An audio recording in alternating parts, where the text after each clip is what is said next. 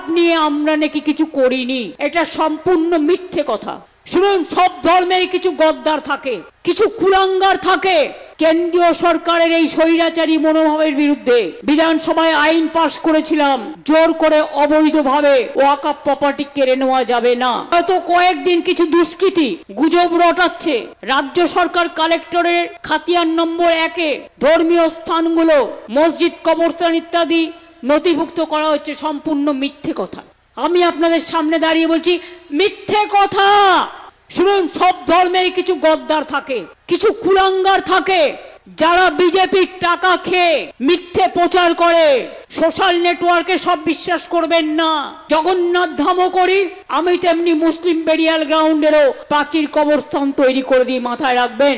কিছু কিছু কথা নিয়ে আপনাদের মধ্যে বিভ্রান্তি করার সৃষ্টি করা হচ্ছে, বিশেষ করে সংখ্যালঘু সম্প্রদায়ের মধ্যে। কি কথা না, তো ওয়াকআপ নিয়ে আমরা নাকি কিছু করিনি। আমি জাস্ট, আমার কাছে কেউ কেউ জানতে চেয়েছিলেন, তাই আমি এটা ক্লারিফিকেশন করে দিচ্ছি, এটা সম্পূর্ণ মিথ্যে কথা।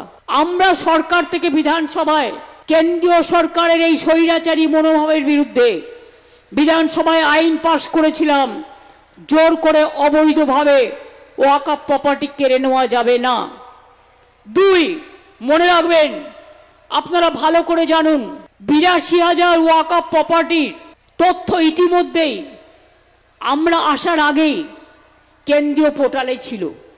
এটা আমরা করিনি, কিন্তু আমরা এখন যে পোর্টালটা করেছি WAMC পোর্টাল এবং নতুন UMED পোর্টাল, এর পার্থক্য হলো শুধু আপলোড করার প্রক্রিয়া। এটা সুপ্রিম কোর্টের নির্দেশে। তাও এটা আপলোড আগে কে করতো? ওয়াকআপ বোর্ড। আর এখন আপলোড করবে কে? মতোয়ালিরা। তো মতোয়ালিরা কাদের লোক? কোন সম্প্রদায়ের লোক? আমরা সুপ্রিম কোর্টে এর জন্য কেস করেছি এবং সেখান থেকে এটাকে রেকটিফাই করেছি।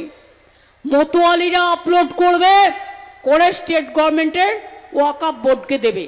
সুতরাং নিশ্চিন্তে থাকুন, কারো সম্পত্তি কেউ বেদখল করবে না এবং বেদখল হবে না। এসব মিথ্যে প্রচারে কান দেবেন না। যা বলছি দাঁড়িয়ে বলছি, আমার কথায় যদি বিশ্বাস রাখেন, আপনারা জানেন আমি যতগুলো কথা বলেছি প্রত্যেকটা কথা অক্ষরে অক্ষরে পালন করেছি এবং আমার দায়িত্ব আপনাদের নিরাপত্তা, আপনাদের সম্পত্তি, আপনাদের জীবনের মান, আপনাদের ভাষার অস্তিত্ব, আপনাদের সর্বধর্ম সমন্বয়ের সম্মান সম্পূর্ণভাবে রক্ষা করা। এটা মাথায় রাখবেন। এর জন্য আমাকে অনেক গালাগালি শুনতে হয়, কুচ্চা শুনতে হয়। আমি ইফতার করতে গেলে, রমজানে গেলে আমার ছবি দিয়ে বলা হয় হিজাবি টিজাবি কি সব বলা হয়, কিন্তু আমি যখন গুরুদুয়ারায় যাই তখনও তো মাথায় কাপড় দিতে হয়। কই, তখন তো আপনারা বলেন না। আমাদের হিন্দু মা বোনেরা যখন ধর্ম চর্চা করেন তখন গায়ে কাপড় দিয়ে নেয়, গায়ে কাপড় দিয়ে নিয়ে ঠাকুর দেবতাকে, আঁচলটাকে টেনে নিয়ে ঠাকুর দেবতাকে পুজো করে। এটা যার যার ধর্মীয় রীতি। আর আমি যতদিন বাঁচব আমি সব ধর্মের পরম্পরা মানব, সব ধর্ম, বর্ণ, সম্প্রদায় সবাইকে সম্মান দেব। এবং আমি পরিষ্কার বলছি, গত কয়েকদিন কিছু দুষ্কৃতী গুজব রটাচ্ছে রাজ্য সরকার কালেক্টরের খাতিয়ান নম্বর 1-এ ধর্মীয় স্থানগুলো মসজিদ, কবরস্থান ইত্যাদি নথিভুক্ত করা হচ্ছে, সম্পূর্ণ মিথ্যে কথা। আমি আপনাদের সামনে দাঁড়িয়ে বলছি মিথ্যে কথা। শুনুন, সব ধর্মের কিছু গদ্দার থাকে, কিছু কুলাঙ্গার থাকে, যারা বিজেপির টাকা খেয়ে মিথ্যে প্রচার করে। সোশ্যাল নেটওয়ার্কে সব বিশ্বাস করবেন না।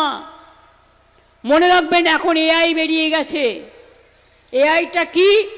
দেখবেন আমার মতো একজন দাঁড়িয়ে আছে, আমার চেহারা, আমার ছবি, আমার মুখ দিয়ে বাজে কথা বলাচ্ছে, অথচ আমি কিন্তু অরিজিনাল নই।